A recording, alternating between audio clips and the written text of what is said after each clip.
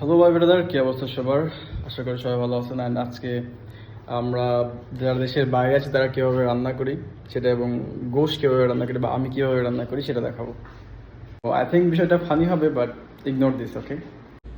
So আমি এখানে নিয়ে এনেছি 2টা পেঁয়াজ, কিছুটা মরিচ এবং আদা এবং রসুনের বাটা।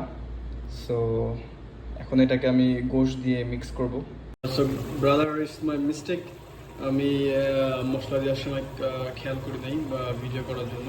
তো মশলায় আমরা ধনিয়ার গুঁড়া হাফ চামচ, জিরার গুঁড়া হাফ চামচ, অ্যান্ড হলুদ মরিচ সব মিলে হাফ চামচ, কারি পাউডার 1.5 চামচ, 4 চামচের 1.5 চামচ দেওয়ার পর এটার তেল দিয়া আপনার 1 কাপ, হাফ কাপের মতো তেল দিয়া ফুলটারে ম্যারিনেট করে রেখে দিয়েছিলাম আধা ঘন্টা।